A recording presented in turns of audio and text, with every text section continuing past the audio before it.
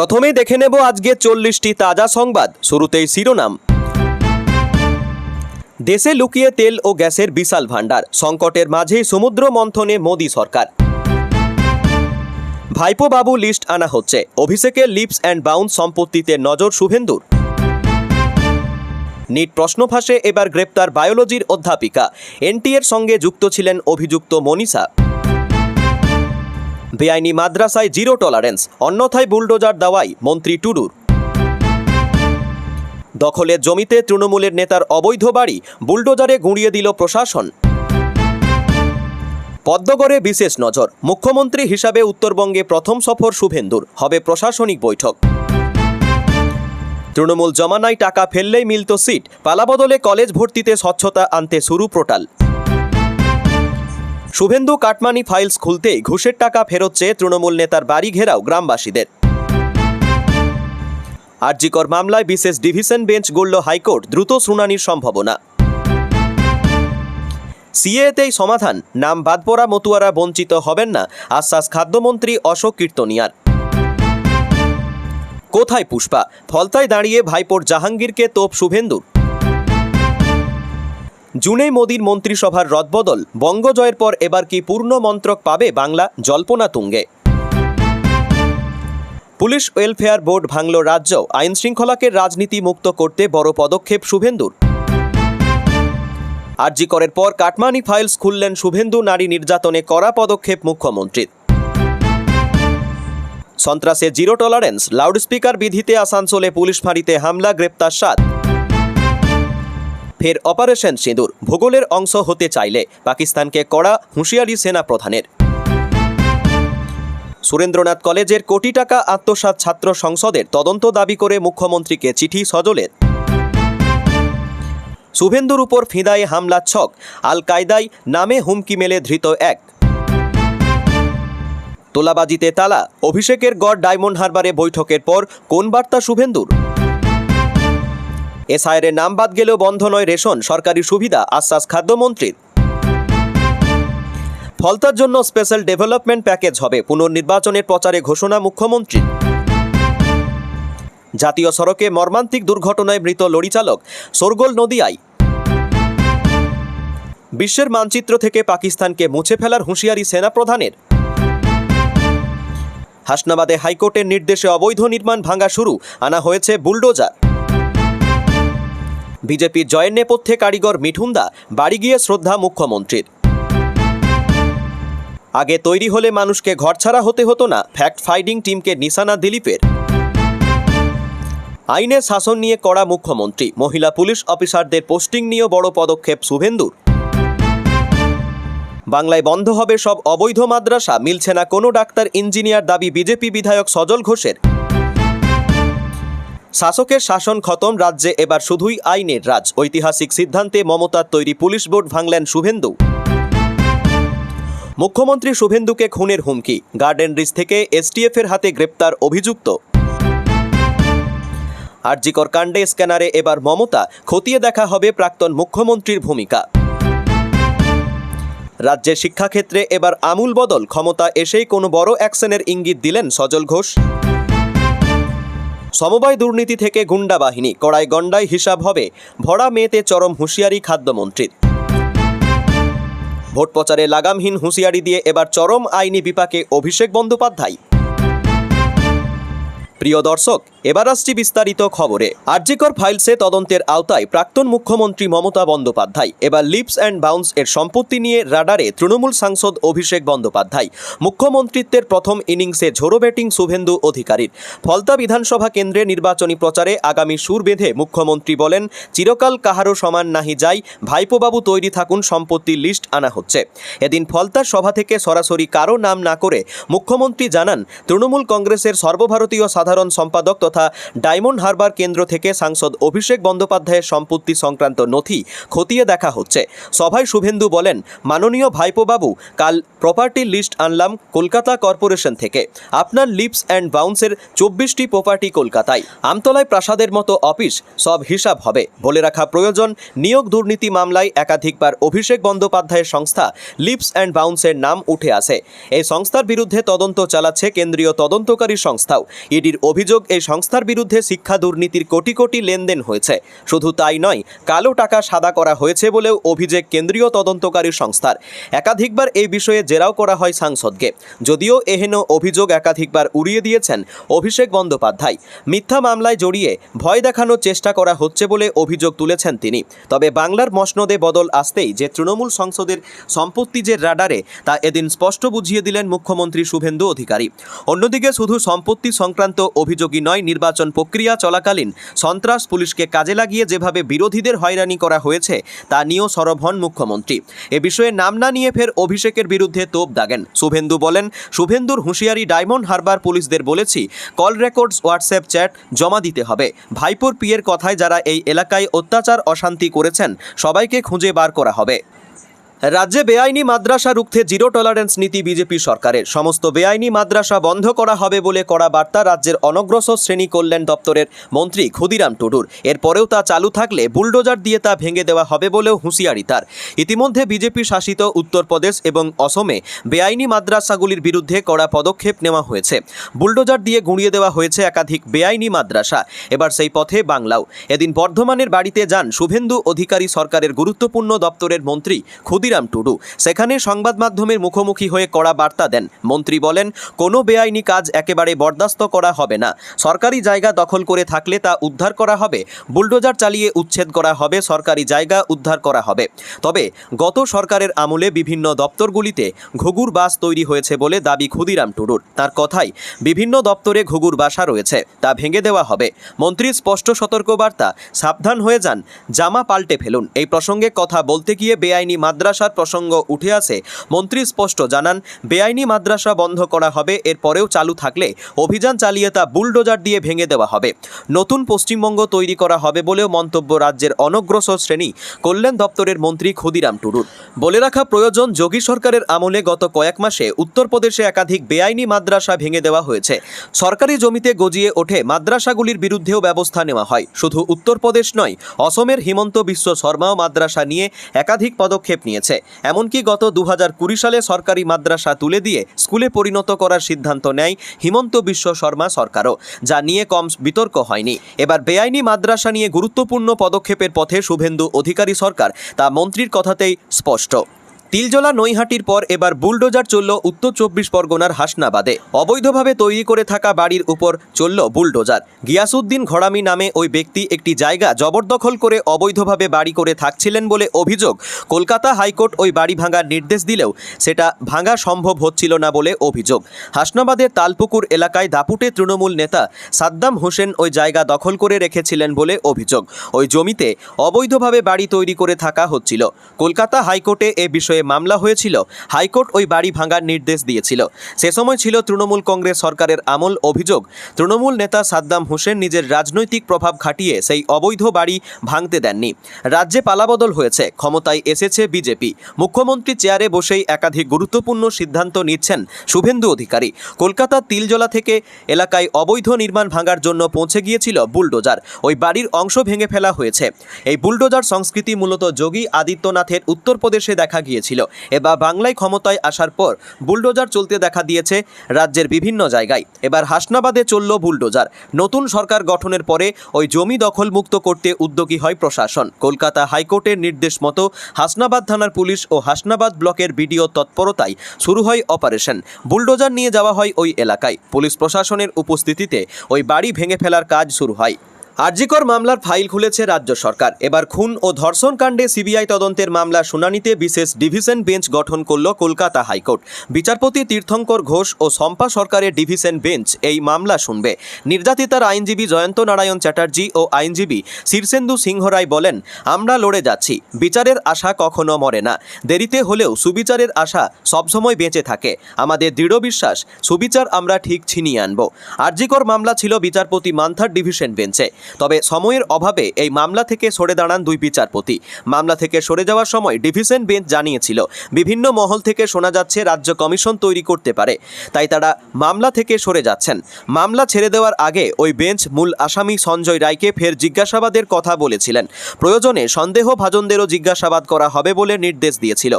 পাশাপাশি নির্যাতিতার মা বাবার দায়ের করা দুটি অতিরিক্ত হলফনামার প্রেক্ষিতে সিবিআইকে রিপোর্ট আকারে বক্তব্য জানানোর নির্দেশ দিয়েছিল। সেই রিপোর্ট পেশের পরই মামলা থেকে সরে যায় বিচারপতি মান্থার ডিভিশন বেঞ্চ। বিচারপতি মান্থার ডিভিশন বেঞ্চ মামলা ছাড়ার পর নিয়ম অনুযায়ী সেই মামলা ছিল প্রধান বিচারপতি সুজয় পালের কাছে। এবার তিনি মামলা শুনানিতে নতুন বেঞ্চ তৈরি করেছেন। মামলা শুনবেন বিচারপতি তীর্থঙ্কর ঘোষ ও শম্পা সরকারের ডিভিশন বেঞ্চ। এসআইআরে মতুয়া সম্প্রদায়ের বহু মানুষের নাম বাদ গিয়েছে। কেন্দ্রীয় সরকারের মতুয়াদের পাশে থাকার বার্তা দিয়েছে। এবার মতুয়াদের নিয়ে বড় বার্তা দিলেন রাজ্যের নতুন খাদ্যমন্ত্রী অশোক কীর্তনিয়া। উদ্বাস্তু মতুয়ারা বঞ্চিত হবেন না, তাদের সরকারি কোনো পরিষেবা থেকেই বঞ্চিত করা যাবে না, তবে দ্রুত তাদের সিএএ-তে আবেদন করতে হবে, এই বার্তা দিয়েছেন অশোক কীর্তনিয়া। রাজ্যে এসআইআরের কারণে লক্ষ লক্ষ মানুষের নাম বাদ গিয়েছে। মতুয়া সম্প্রদায়ের মানুষজনের নামও কাটা হয়েছে। বনগাঁ মহকুমা অঞ্চলে মতুয়া সম্প্রদায়ের বড় অংশের মানুষের বাস। এবার ভোটে ফলাফল কোন দিকে যাবে সেই প্রশ্ন উঠেছিল। যদিও দেখা যায় মতুয়াগড়ে নিজেদের প্রভাব ধরে রাখতে সক্ষম বিজেপি গেরুয়া শিবির। মতুয়া অধ্যুষিত আসনগুলিতে বিজেপি সবকটি আসনেই জয়ী হয়েছে। বনগাঁ উত্তর কেন্দ্র থেকে জয়ী হয়ে রাজ্যের খাদ্যমন্ত্রী হয়েছেন অশোক কীর্তনিয়া। এদিকে নাম বাদ পড়া মতুয়াদের কি হবে? তাদের সরকারি পরিষেবা এবার বন্ধ হয়ে যাবে, সেই আতঙ্ক কাজ করছে একটা বড় অংশের মধ্যে। অনেকেই সিএএ-তে আবেদন করেছেন, অনেকে এখনও আবেদন করেননি। তাদের পাশে দাঁড়িয়ে এবার অভয় বার্তা দিলেন খাদ্যমন্ত্রী। যারা এখনও সিএএ-তে আবেদন করেননি তারা কোনো সরকারি পরিষেবা থেকে বঞ্চিত হবেন না, সেই আশ্বাস দিয়েছেন মন্ত্রী। তবে নাম বাদ যাওয়া উদ্বাস্তু মতুয়াদের অতি দ্রুত সিএএ-তে ফর্ম ফিল আপ করার আবেদন করেছেন তিনি।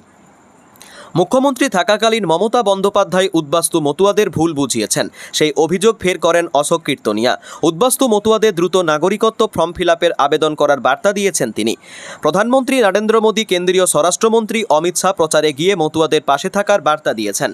মতুয়াদের জন্য বিজেপি সরকার আছে, সেই আবহে এবার অশোক কীর্তনিয়া বড় বার্তা দিলেন। আগামী 21শে মে ফলতা বিধানসভায় নির্বাচন, তার আগেই সেখানেই মুখ্যমন্ত্রী হিসাবে প্রথম রাজনৈতিক সভা করলেন শুভেন্দু অধিকারী। আর সেই সভা থেকেই জাহাঙ্গীর খানকে এক হাত নিলেন তিনি। একই সঙ্গে নাম না করে তৃণমূলের সর্বভারতীয় সাধারণ সম্পাদক অভিষেক বন্দ্যোপাধ্যায়কেও এক হাত নেন মুখ্যমন্ত্রী শুভেন্দু অধিকারী। জাহাঙ্গীর খানের উদ্দেশ্যে বলেন, কোথাও পুষ্পা দেখা পাওয়া যাচ্ছে না কেন? এবার কাউকে অশান্তি করতে দেওয়া হবে না। শুধু তাই নয়, শুভেন্দুর কথায় 2021 সালে ভোট পরবর্তী হিংসায় 19 জন কুখ্যাত অপরাধীর নাম জানিয়েছিল মানবাধিকার কমিশন। সেই তালিকায় জাহাঙ্গীর নাম ছিল। ব্যবস্থা হবে। ফলতা বিধানসভা একাধিক বুথে ইভিএম কারচুপির অভিযোগ সামনে এসেছিল। গোটা পরিস্থিতি বিচার করে গোটা ফলতা বিধানসভাতেই পুনর্নির্বাচনের নির্দেশ দেয় কমিশন। আগামী 21শে মে ভোট রয়েছে, তার আগে বিজেপি প্রার্থী দেবাংশু পণ্ডার হয়ে ফলতায় প্রচার করেন মুখ্যমন্ত্রী শুভেন্দু অধিকারী। আর সেই সভা থেকে তৃণমূল প্রার্থী তথা অভিষেক বন্দ্যোপাধ্যায় ঘনিষ্ঠ জাহাঙ্গীর খানকে এক হাত নেন তিনি। শুভেন্দু বলেন, ওই ডাকাতটা কোথায়? পুষ্পা না কি যেন নাম তার।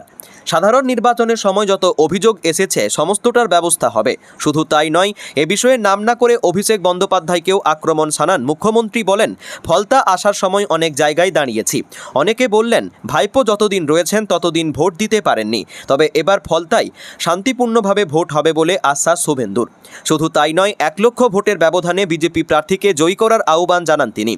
পাশাপাশি বিজেপি জিতলে ফলতার জন্য স্পেশাল ডেভেলপমেন্ট প্যাকেজ হবে বলেও ঘোষণা শুভেন্দু অধিকারীর। এদিন ফলতা থেকে তৃণমূলের সর্বভারতীয় সাধারণ সম্পাদককে আক্রমণ করে শুভেন্দু আরও বলেন, মাননীয় ভাইপোবাবু, লিপস অ্যান্ড বাউন্সে কাল পুরসভা থেকে তথ্য আনলাম। কলকাতায় 24টি সম্পত্তি রয়েছে, আমতলায় বিশাল অফিস, সমস্ত হিসাব হবে বলে হুঁশিয়ারি মুখ্যমন্ত্রীর। এমনকি অভয়ার প্রসঙ্গ তুলে তিনি জানান, প্রাক্তন মুখ্যমন্ত্রীর ইশারায় অভয়ার সময় যারা প্রমাণ লোপাট করেছেন, ঘুষ দিতে গিয়েছিলেন, তারা সবাই এখন সাসপেন্ড। এখানেও কাউকে ছাড়া হবে না। শুভেন্দুর হুঁশিয়ারি, ডায়মন্ড হারবার পুলিশদের বলেছি, কল রেকর্ডস, হোয়াটসঅ্যাপ চ্যাট জমা দিতে হবে। ভাইপোর পিয়ের কথায় যারা এই এলাকায় অত্যাচার অশান্তি করেছেন সবাইকে বার করা হবে। ধর্মীয় স্থানে লাউডস্পিকার বিধিতে রণক্ষেত্র আসানসোলের রেলপার এলাকা। আসানসোল উত্তর থানা এলাকার জাহাঙ্গীর মহল্লা পুলিশ ফাঁড়িতে ব্যাপক ভাঙচুরের ঘটনায় জিরো টলারেন্স নীতি পুলিশের। এই ঘটনায় প্রতিবাদে সরব বিধায়ক তথা মন্ত্রী অগ্নিমিত্রা পল। পুলিশ আর ঠুঁটো জগন্নাথ হয়ে থাকবে না বলেই সাফ জানান তিনি। এই ঘটনায় এখনও পর্যন্ত 7 জনকে গ্রেপ্তার করা হয়েছে।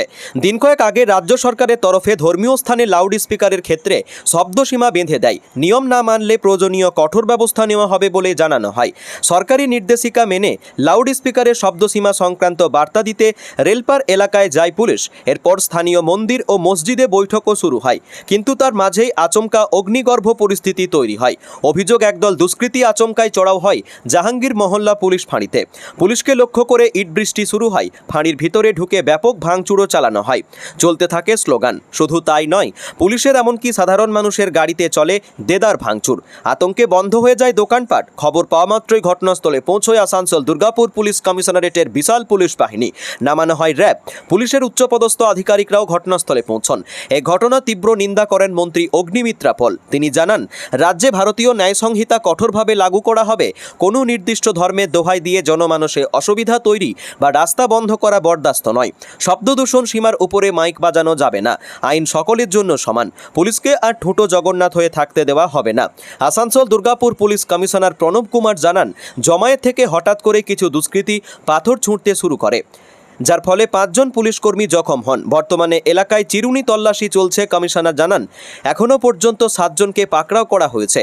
সিসিটিভি ফুটেজ দেখে প্রত্যেক হামলাকারীকে চিহ্নিত করা হবে, কাউকে ছাড়া হবে না। বর্তমানে এলাকায় বিশাল পুলিশ পিকেট বসানো হয়েছে। মুখ্যমন্ত্রী হওয়ার পর আজই প্রথম কোনো জেলায় প্রশাসনিক সভা করলেন শুভেন্দু অধিকারী। তার জেলা সফরে গিয়ে প্রথম প্রশাসনিক সভায় ছিল ডায়মন্ড হারবারে। প্রসঙ্গত, তৃণমূল কংগ্রেসের সাংসদ অভিষেক বন্দ্যোপাধ্যায়ের গড় এই ডায়মন্ড হারবার। সেখানে গিয়ে একাধিক বার্তা দেন শুভেন্দু। তার বক্তব্য বিশেষভাবে উঠে আসে তোলাবাজি প্রসঙ্গ। তিনি সাফ জানিয়েছেন, কোনোভাবেই তোলাবাজি বরদাস্ত হবে না। অটো টটো হকার কারো কাছ থেকে টাকা নেওয়া যাবে না বলেই সতর্ক করেছেন মুখ্যমন্ত্রী। এছাড়াও কেন্দ্রীয় ও রাজ্য সরকারি প্রকল্প ঘিরে কাটমানির অভিযোগ উঠলে তা কড়া হাতে তার প্রশাসন দমন করবে বলেও সতর্ক করে দিয়েছেন মুখ্যমন্ত্রী। এছাড়াও তিনি এদিন বৈঠকের পর সাংবাদিক সম্মেলনে যোগ দিয়ে সাফ জানান যে, পুলিশের হাতে অত্যাচারিত হলে যে কেউ থানায় অভিযোগ করতে পারেন। তবে তদন্তে দেখা যায় অভিযোগ সত্যি নয় বা ভুয়ো, তাহলে কেস ক্লোজ হবে। এছাড়াও পুলিশ ওয়েলফেয়ার বোর্ড ভেঙে দেওয়া হয়েছে বলে জানিয়েছেন রাজ্যের নতুন মুখ্যমন্ত্রী। শুভেন্দু অধিকারী বলেন, পুলিশ ওয়েলফেয়ার বোর্ড ভালো উদ্দেশ্যে নিয়েই হয়েছিল। পরে সেটি একটি রাজনৈতিক দলের শাখা সংগঠন হয়েছিল। এর সঙ্গে তিনি বলেন, পুলিশের মঙ্গল কতটা হয়েছে জানি না, কিন্তু শান্তনু সিং বিশ্বাস রাউতদের মতো অফিসারদের সুবিধা করেছে। আজ থেকে পুলিশ ওয়েলফেয়ার বোর্ড ভেঙে দিলাম। এদিন আসানসোল জাহাঙ্গীর মহল্লা পুলিশ ফাঁড়িতে ভাঙচুরের ঘটনায় তীব্র নিন্দা করেন শুভেন্দু বলেন, ফাঁড়িতে যারা ভাঙচুর করেছে 7 জনকে গ্রেপ্তার করা হয়েছে। তাদের বিরুদ্ধে পুলিশি ব্যবস্থা নেওয়া হবে। তিনি পাশাপাশি ভারতীয় ন্যায় সংহিতার কথাও উল্লেখ করেন। মুখ্যমন্ত্রী বলেন, ক্ষতি যা হয়েছে তা অভিযুক্তদের থেকে নেওয়া হবে। তার স্পষ্ট বার্তা, কোনো সরকারি জিনিসে হাত দেবেন না। পুলিশ কিছু হলে আমরা ছেড়ে কথা বলবো না। উল্লেখ্য, শনিবার ডায়মন্ড হারবারে প্রশাসনিক সভায় দক্ষিণ 24 পরগনা জেলা শাসক ও ডায়মন্ড হারবার পুলিশ জেলার পুলিশ সুপার ও অন্যান্য আধিকারিকরা উপস্থিত ছিলেন। তাদের সঙ্গে বৈঠকের পর এই বার্তা দেন শুভেন্দু। এসআইআর প্রক্রিয়ায় বাদ গিয়েছে বহু নাম, কিন্তু তারপরেও বন্ধ হবে না রেশন ও সরকারি সুযোগ সুবিধা। গতকাল এমনই আশ্বাস দিলেন রাজ্যের খাদ্যমন্ত্রী অশোক কীর্তনিয়া। তিনি বলেছেন, সিএএতে আবেদন করলেই সুযোগ সুবিধা পাওয়া যাবে। কেউ যেন উদ্বিগ্ন না হন। মানুষের পাশে থাকার বার্তা দিয়েছেন তিনি। কেউ যেন আশঙ্কা না করেন, সেই কথাও বলেছেন। এদিন হুঁশিয়ারি দিয়ে খাদ্যমন্ত্রী আরও বলেছেন, খাদ্য দপ্তরের মধ্যে তৈরি হওয়া ঘুঘুর বাসা ভাঙবে সরকার। খাদ্য দপ্তরকে দুর্নীতিমুক্ত করা হবে। যারা বেআইনিভাবে ভারতে এসে রেশন কার্ড বানিয়েছে তাদের আগে চিহ্নিত করা হবে। এই কার্ড তৈরির জন্য যে বেআইনি চক্র তৈরি হয়েছে তা খুঁজে ভেঙে ফেলা হবে। 10 নম্বর ফর্ম জমা দিয়ে বহু মানুষ রেশন কার্ডকে পরিচয়পত্র হিসেবে কাজে লাগাচ্ছে। সেটা এখন থেকে আর করা যাবে না। অভিযুক্তদের বিরুদ্ধেও ব্যবস্থা নেওয়া হবে। পাশাপাশি বনগাঁবাসীর জন্য এদিন নানা প্রতিশ্রুতি দিয়েছেন খাদ্যমন্ত্রী। তিনি আশ্বাস দিয়ে বলেছেন, বনগাঁকে সোনার বনগাঁ হিসেবে গড়ে তোলা হবে। এলাকার যে সকল নেতাকর্মী দুর্নীতির সঙ্গে যুক্ত রয়েছেন তারা কেউ ছাড় পাবেন না, সকলের বিরুদ্ধেই কড়া ব্যবস্থা নেওয়া হবে। এখানে শেষ নয়, দুর্নীতিগ্রস্ত ব্যবসায়ীদেরও সাবধান করেছেন তিনি, তাদের বিরুদ্ধেও কঠোর ব্যবস্থা নেওয়া হবে বলে জানা গিয়েছে। তবে এদিন মন্ত্রীর সবথেকে বড় ঘোষণা, এসআইআর নাম বাদ গেলেও রেশন বা সরকারি সুবিধা থেকে বঞ্চিত হবেন না কেউই, শুধু সিএ এর মাধ্যমে তাকে নাগরিকত্বের আবেদন করতে হবে। পশ্চিমবঙ্গে বিজেপি সরকার গঠনের পরপরই রাজ্য জুড়ে প্রশাসনিক স্তরে বড় ধরনের পরিবর্তনের ইঙ্গিত মিলেছে। মুখ্যমন্ত্রী শুভেন্দু অধিকারী এবং তার মন্ত্রিসভা এবার রাজ্য জুড়ে সক্রিয় থাকা সমস্ত বেসরকারি ও কথিত অবৈধ মাদ্রাসার বিরুদ্ধে কঠোর ব্যবস্থা নেওয়ার প্রস্তুতি শুরু করেছে। সংশ্লিষ্ট মহল মনে করছে, খুব শীঘ্রই এই বিষয়ে রাজ্য সরকারের পক্ষ থেকে একটি আনুষ্ঠানিক বিজ্ঞপ্তি জারি করা হতে পারে। সরকারের এই সম্ভাব্য পদক্ষেপের পর রাজ্যের রাজনৈতিক ও সামাজিক মহলে নতুন করে আলোচনা শুরু হয়েছে। এই সিদ্ধান্তের পক্ষে যুক্তি দিয়ে বিজেপি বিধায়ক সজল ঘোষ জানিয়েছেন, এটি তাদের দলীয় কর্মসূচির একটি অংশ। তার দাবি, বাংলায় যত সাহায্যবিহীন ও অবৈধ মাদ্রাসা রয়েছে সেগুলি বন্ধ করে দেওয়া হবে। তবে এই অভিযানকে কোনো নির্দিষ্ট সম্প্রদায়ের বিরুদ্ধে পদক্ষেপ হিসেবে দেখতে নারাজ তিনি। তার মতে, এটি কোনো সম্প্রদায়ের বিরুদ্ধে নয়, বরং সমস্ত ধরনের বেআইনি প্রতিষ্ঠানের বিরুদ্ধে অভিযান। সজল ঘোষ আরও মন্তব্য করেন যে, মাদ্রাসা থেকে কোনো ডাক্তার বা ইঞ্জিনিয়ার পাওয়া যায় না, তাই তাদের বিরোধিতা মাদ্রাসার বিরুদ্ধে নয়, বরং কেবল অবৈধ শিক্ষা প্রতিষ্ঠানগুলোর বিরুদ্ধে। অবৈধ মাদ্রাসা বন্ধের পাশাপাশি খোলা জায়গায় বা রাস্তায় জনসাধারণের নামাজ পড়ার উপর নিষেধাজ্ঞা জারি করার বিষয়েও সরকারের কঠোর অবস্থানের কথা উঠে এসেছে। বিজেপি বিধায়ক অর্জুন সিং জানিয়েছেন, মন্ত্রিসভার বৈঠকে মুখ্যমন্ত্রী এ বিষয়ে বেশ কিছু নির্দিষ্ট নির্দেশ দিয়েছেন।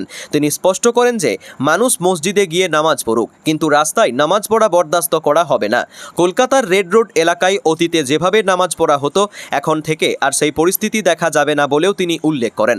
অর্জুন সিংয়ের অভিযোগ, পূর্ববর্তী তৃণমূল সরকারের আমলে রেড রোডে হওয়া গণজমায়েতের কারণে প্রতিরক্ষা মন্ত্রকের অধীনস্থ ওই এলাকায় সেনাবাহিনীর প্রশিক্ষণ ব্যাহত হতো এবং প্রশাসনিক জটিলতা তৈরি হতো। সরকারের এইসব পদক্ষেপের মধ্যেই কাশীপুর বেলগাছিয়া কেন্দ্রের বিজেপি বিধায়ক রিতেশ তেওয়ারির একটি বক্তব্য সামাজিক যোগাযোগ মাধ্যমে আলোড়ন সৃষ্টি করেছে। তিনি প্রকাশ্য জনসভায় দাবি করেছেন, আগামী 5 বছর তিনি কেবল তাদের জন্যই কাজ করবেন যারা তাকে ভোট দিয়েছেন। কোনো মুসলিম ভোট তিনি পাননি উল্লেখ করে তিনি জানান, মুসলমানদের জন্য তিনি কোনো কাজ করবেন না বা কোনো শংসাপত্র জারি করবেন না। নিজের এই মন্তব্যে অনড় থেকে একে শতভাগ তুষ্টিকরণের রাজনীতি বলেও অভিহিত করেন তিনি। যদিও অবৈধ মাদ্রাসা এবং রাস্তায় নামাজ বন্ধের বিষয়ে এখনও পর্যন্ত কোনো সরকারি বিজ্ঞপ্তি জারি করা হয়নি, তবে ক্ষমতাসীন দলের বিধায়কদের এই সব মন্তব্যকে কেন্দ্র করে রাজ্যের রাজনৈতিক বিতর্ক তীব্র রূপ নিয়েছে। বিরোধী দলগুলোর একে ধর্মীয় স্বাধীনতা ও সাংবিধানিক অধিকারের উপর হস্তক্ষেপ হিসেবে দেখছে, অন্যদিকে শাসক দল একে আইন শৃঙ্খলা রক্ষা এবং বেআইনি প্রতিষ্ঠানের বিরুদ্ধে সাধারণ প্রশাসনিক ব্যবস্থা হিসেবে তুলে ধরছে।